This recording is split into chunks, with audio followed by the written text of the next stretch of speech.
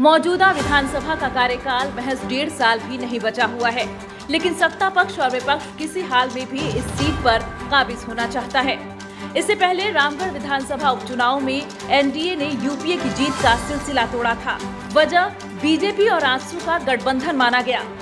डुमरी विधानसभा के उपचुनाव में भी रामगढ़ जैसे हालात हैं, लेकिन एक बात रामगढ़ से अलग है और वो है डुमरी का इमोशन, ट्रेजेडी और ड्रामा।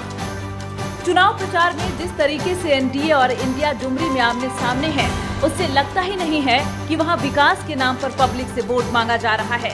फैक्टर इमोशन, ट्रेजेडी और ड्रामा ही है। जिस दिन से पूर्व मंत्री जगन्नाथ महतो का निधन हुआ है, उसी दिन से इमोशन फैक्टर डुमरी में काम कर रहा है।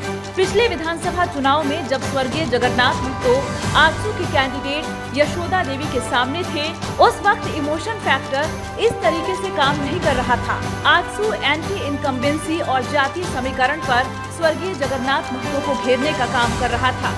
लेकिन इस बार जब जेएमएम ने स्वर्गीय जगन्नाथ महतो के निधन के बाद उनकी पत्नी बेबी देवी को उम्मीदवार बनाया, तो एक इमोशनल और श्रद्धांजलि का माहौल खुद ब खुद तैयार हो गया है। डुमरी के हर वोटर तक इमोशनल फैक्ट को पहुंचाया जा रहा है। बेबी देवी के भाषणों में भी स्वर्गीय जगन्नाथ महतो की ही बात होती है। उनके पुत्र राजू महतो भी फिलहाल इसी फैक्ट पर वोटरों के पास जा रहे हैं। सोशल मीडिया में भी जेएमएम की तरफ से ऐसा ही किया जा रहा है। ऐसा होता देख अब आजसू भी इमोशनल बैकग्राउंड तैयार करने में जुट गया है। आजसू की तरफ से भाषणों में यशोदा देवी के पति स्वर्गीय दामोदर महतो के संघर्ष और बलिदान की बात हो रही है। डुमरी के लोगों से स्वर्गीय दामोदर महतो को श्रद्धांजलि देने की बात हो रही है। आजसू की तरफ से इस बात को परोसा जा रहा है कि 20 साल जेएमएम को मौका मिला, लेकिन इस बार स्वर्गीय दामोदर महतो की बलिदान को मौका दिया जाए। कुड़माली भाषा से पीजी करने वाले पढ़े लिखे प्रदीप महतो इस चुनाव में काफी सक्रिय हैं। उनकी सक्रियता के अलावा उनकी बीमारी भी डुमरी समेत आसपास के जिलों में चर्चा का विषय है। उनकी बीमारी यानी cancer 3rd stage emotional touch वाली फीलिंग खुद ब खुद पैदा कर रही है, जिसे एक ट्रेजेडी की तरह देखा जा रहा है। उनका इलाज वेल्लोर से हो रहा है।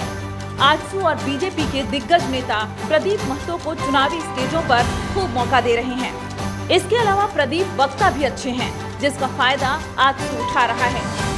ऐसा भी देखा जा रहा है कि जब वो माइक पर वोटरों से वोट की अपील कर रहे होते हैं, तो उनके बगल में खड़ी उनकी मां यशोदा देवी फूट-फूट कर रोती दिखाई देती है।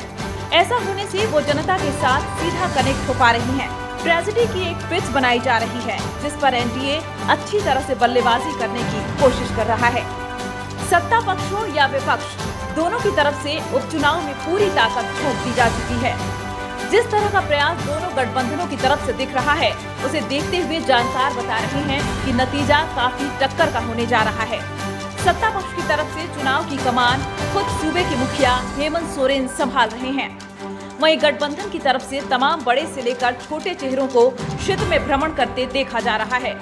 लेकिन दोनों की तरफ से डुमरी के विकास के बारे में बातें कम हो रही हैं। दोनों बस भ्रष्टाचार का राग अलाप रहे हैं। विपक्ष अबुआ सरकार में हुए भ्रष्टाचारों की फहरिस्त लेकर घूम रहा है, तो सत्ता पक्ष इन आरोपों को षड्यंत्र बताने का काम कर रहा है। कुल मिलाकर पूरा सीन एक ड्रामे की तरह ही दिख रहा है। न्यूज विंग के लिए अक्षय कुमार झा की report. टफकॉन XT600 HCR TMT Rewa.